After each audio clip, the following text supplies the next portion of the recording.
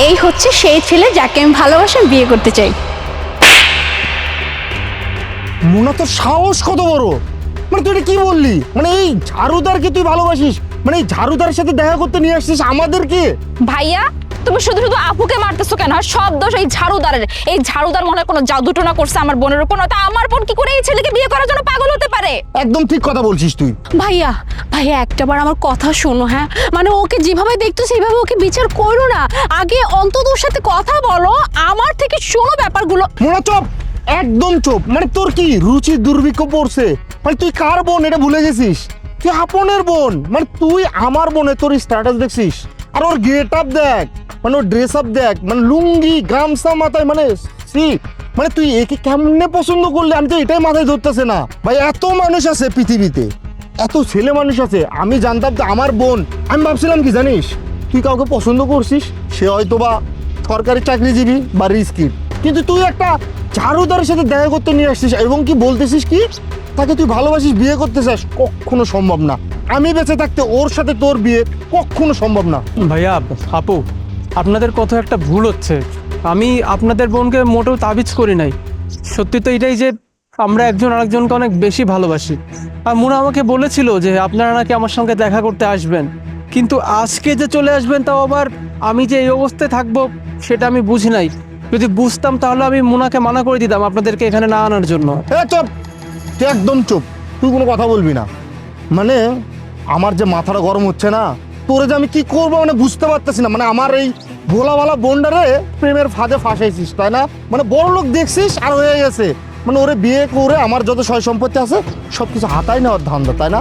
আমি কি কিচ্ছু বুঝি না? সব কিছু বুঝি, কিন্তু আমি বেঁচে থাকতে না আমার বোনের সাথে তোর বিয়ে কখনো হতে দিব না। আর মোনা, মানে ওর সাথে যদি বিয়ে হয় তোর, মানে আমরা মুখ দেখাতে পারবো, সোসাইটিতে মুখ দেখাতে পারবো। মানে আপনের বোন বিয়ে করছে একটা ঝাড়ুদার রে। ভাই আমার কথাটা একটু শোনেন। এই তুই চুপ থাক, একদম চুপ থাক, তুই কোনো কথা বলবি না। আচ্ছা ভাইয়া, আমরা এখানে দাঁড়িয়ে দাঁড়িয়ে শুধু কেন কথা বলতেছি? আপুকে নিয়ে চলো না এখান থেকে। ঠিক বলছিস মোনা, চল এখান থেকে। আর না ভাইয়া, আমি এখান থেকে যাবো না, প্লিজ ওর কথাটা তো শোনো। এই তোর মাথা ঠিক আছে? যাবি না মানে? তুই ওকে কি দেখে ভালোবাসিস আর ওর কথা কি শুনবো? তোর কোনো কথা শুনবো না, তুই এক্ষুনি আমার সাথে যাবি, নাহলে কিন্তু তোকে আমি বাসা থেকে বের করে দেবো। তোর সাথে তোর আমি কোনো যোগাযোগই রাখবো না। চল চল ভাইয়া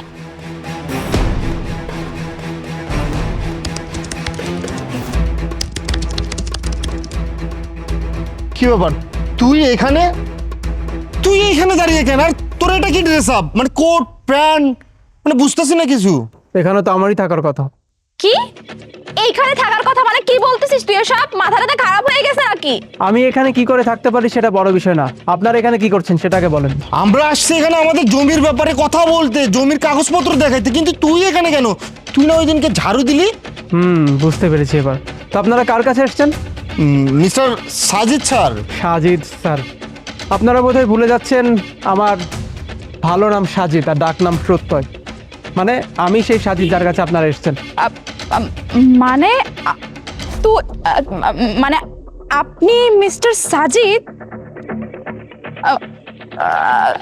কিন্তু তাহলে আপনি যে ওই দিন ঝাড়ু দিচ্ছিলেন? জি হ্যাঁ, আমি হচ্ছি সাজিদ, আর আপনারা আমার কাছে এসছেন। সেদিন তো আপনারা আমাকে অনেক উল্টাপাল্টা কথা শুনিয়েছিলেন।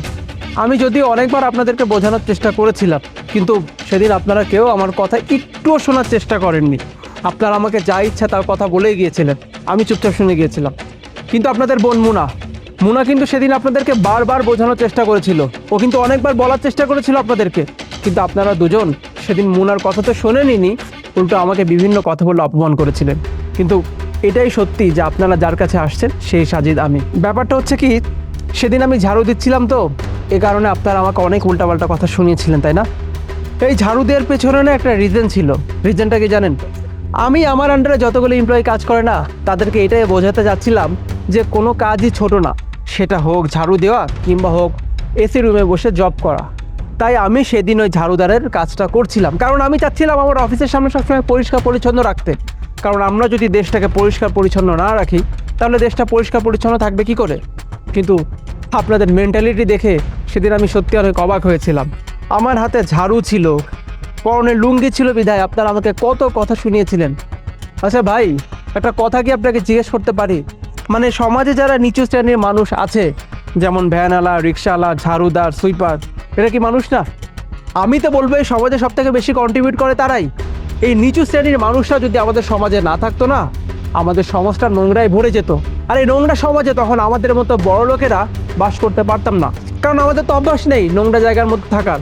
অথচ যে এই মানুষগুলো আমাদের জন্য, আমাদের ভালোর জন্য নোংরা জায়গাগুলোকে পরিষ্কার করে, সেই আমরাই ছোট লোক, ফকিন্নির বাচ্চা এই ধরনের কথাবার্তা বলে তাদেরকে অপমান করি। যেমন আপনাকে বলছি ভাই, আমাকে আপনি অনেক উল্টাপাল্টা কথা শুনিয়েছিলেন, কিন্তু যেই আপনি দেখলেন যে আমি এখন বড় অফিসার, অমনি আপনার কথা বলার স্টাইল চেঞ্জ হয়ে গেল ভাই। এটা কি ঠিক? বুঝতে পারছি ভাই, মানে মানতেছি আমরা ওই দিন আপনার সাথে খারাপ ব্যবহার করছি, কিন্তু আপনার দিক থেকে দেখেন, আপনার বাসায় একটা বোন আছে, মানে সে কাউকে পছন্দ করে, আপনি কি যাচাই বাছাই না করে তার সাথে বিয়ে দিবেন? কখনোই দিবেন না। আর আমি আমার বোনকে কোথায় বিয়ে দিব না দিব এটা তো আমি দেখে শুনে দিব, তাই না? আমার বোন, আমার তো একটা দায়িত্ব আছে, আমি তার জীবনটা কিভাবে নষ্ট করতে পারি, মানে কিভাবে একটা ঝাড়ুদারের সাথে বিয়ে দিতে পারি, আপনিই বলেন। আসলে স্যার ওই দিন আমরা সত্যি ভুল করে ফেলেছিলাম, আমরা মানছি। প্লিজ স্যার আপনি না কিছু মনে করবেন না, আমাদেরকে ক্ষমা করে দিন আমাদের ওই দিনের ব্যবহারের জন্য। আসলে আমরা আমাদের বোনের ফিউচার নিয়ে খুবই ডেসপারেট ছিলাম, এই জন্যই আমরা এরকম একটা বিহেভিয়ার করে ফেলেছিলাম। We are really sorry. না, আপনার কথা লজিক আছে। আপনি যেহেতু ভাই, একটা ভাই কখনোই চাইবে না যে তার বোন এমন একটা জায়গায় বিয়ে করুক যার কিনা কোনো টাকা পয়সা নেই। আপনার জায়গায় আমি থাকলে হয়তো আমিও একই কাজটাই করতাম।